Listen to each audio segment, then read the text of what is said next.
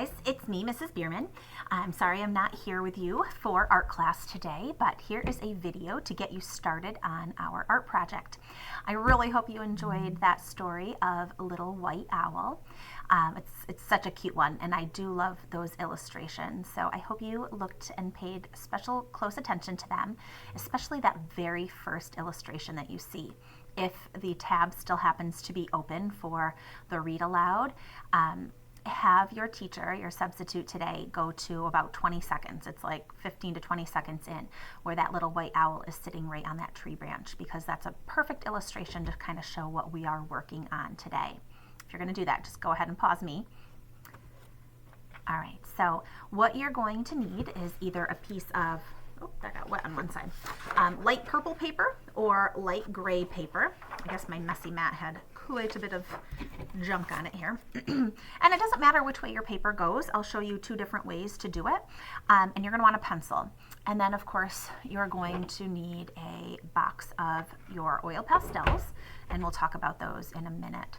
So let me go ahead and tilt my screen down here. Your paper can go either way. If you're going to stick with a horizontal drawing, I would leave a little bit more room up at the top. So all you're going to need is a horizontal line right across the paper. Hopefully you can see that okay. And this one's a little less detailed, I suppose, but you're still going to have quite a bit of work to do. So the first thing you're going to want to do is you're going to want to make some lines that are going to be for your little branches off of the evergreen tree, or in our case, the cool color tree. And you're also going to want to leave a spot for your owl. So I told my students in another class to kind of give yourself a fist, and that should be about the size owl. So when I go ahead and draw an oval shape, if I put my fist on top of that, it should not disappear the whole way. You don't want like a huge massive owl, but you don't want it so small that the details are going to be hard to do. So I'm going and I'm adding 1, 2, 3, 4, 5, 6, 7, 8, 9, 10, somewhere around 10 tree branches, diagonal tree branches. You could also have another one coming off to the side. You can make longer ones. That's going to be completely up to you. But this is just a rough sketch of what you're doing. The other option is your vertical paper. If you're going to do a vertical paper, I would do maybe a taller tree on one side, almost all the way up to the top of your paper, and then a tree that's a little bit shorter. Okay. I know I have these splotches here, but you'll be fine.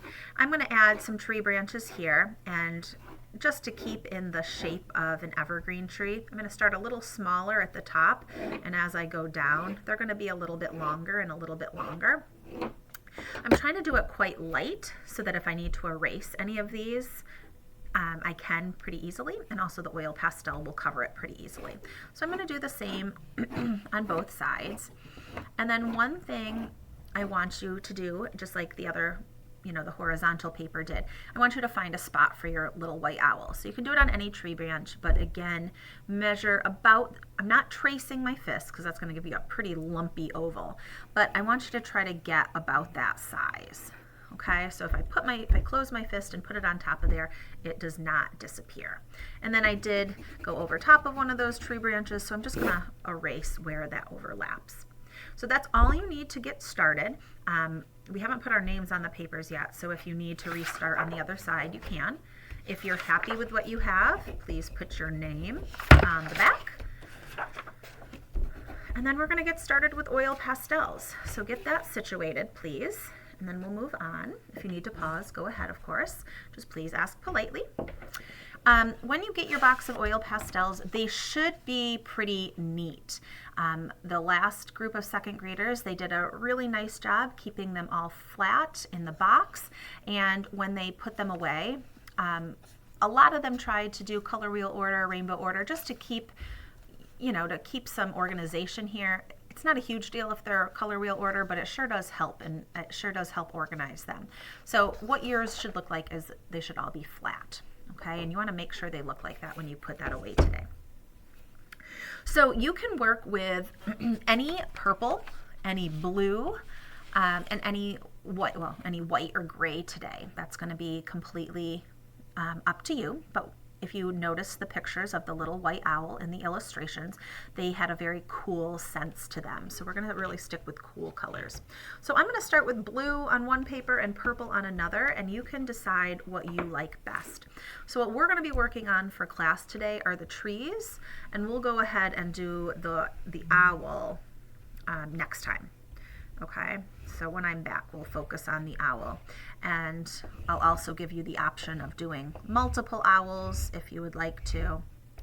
So I'm going in there and I'm covering all of my pencil lines that I have with either my blue or purple. I'm not going to go all the way over all of them. I'm just going to give you an idea of what we're doing. So I'm going over these pencil lines with purple instead. So you choose either a purple or a blue. You can start with a white if you like. I'm going to go right over top of those. Okay. Once you have that, you are going to go over top of them again with another one of your cool colors. So I'm going to use white, and you can go right next to your first color. You can overlap it. If you overlap the colors, you'll see that they mix, they layer, so you're able to see both of those colors or create a new color. That's up to you. Okay, show you what the purple looks like here. I'm going to do that. And it's okay if your white is a little bit dirty. We're trying to imitate what an oil paint would look like. We can't use oil paints here at the elementary school, but we can try to imitate it. Oil paints are really good at, you can layer the colors, you can mix them without, well, you can put them on pretty thick and you can maintain all the colors there, even if they're touching. And these oil pastels mimic that a little bit. Okay, so once I have a couple colors on there, and I can go ahead and put a third one on there as well. So this time I'm taking a purple. You could take a light blue. You could take one of the medium blues. If there's a lighter purple in there, you could take a gray, even pink.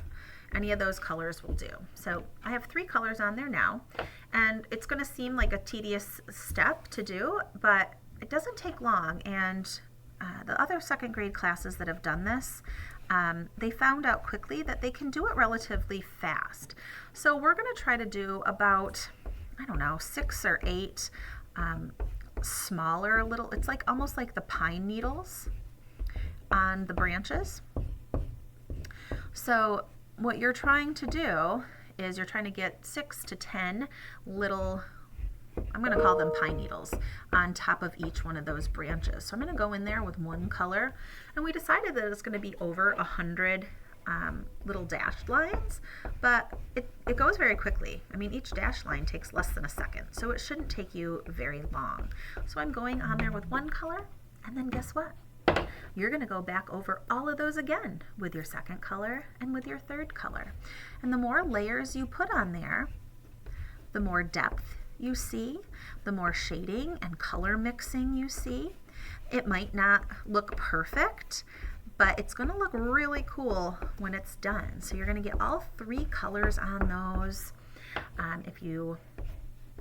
If you've used white, just the white really gives it a nice highlight. I really love to use white mixed in with the rest of the oil pastels because it mixes really neat. I just love it. So you're going to do that on all of these little tree branches that you have, and that's what your goal is for the end of class today.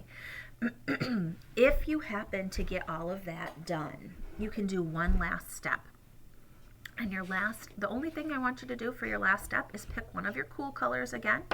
And I just want you to carefully, you want a nice smooth line, you're going to carefully go right around your owl shape. Right around your owl shape. You don't need to press too hard. If you do, no big deal. And then you're going to take your white and you're going to try to really smooth that out. So I'm going to go right on top of my blue that I did there. You see that? Right on top of my blue, and then I'm going to fill this in. Now I'm pressing really hard. If I run out of white, I can use my fingernail to peel some of that paper off. I'm going to fill this in, and I want to cover all of my gray paper in the background or my purple paper. I don't want to see any of that showing through. You might see a little hint of it there, but really it should be a nice smooth circle or oval there. So that's the last thing you need to do today. And then you are done. So make sure your name's on the back of that and make sure you turn those in carefully.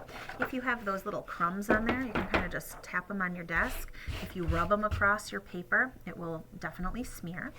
When you are done, please take a look at those oil pastels and try to get them back in there in as best order as you can so that the next person to open these up is pleasantly surprised. We'll take those and just make sure when you close them, you slide them in there carefully. If you feel any bumps on top, open it back up and straighten those out. Okay, we'll finish up these projects. I don't have any, I have one of mine that's like almost finished. So what we're gonna do next time, if you wanna add a second owl, you can. And then I'm gonna show you how to do a little bit of splatter paint in the background so you can add some snow flurries if you'd like to. So that will be for next week. All right, have a great rest of your day, and I will see you next art class.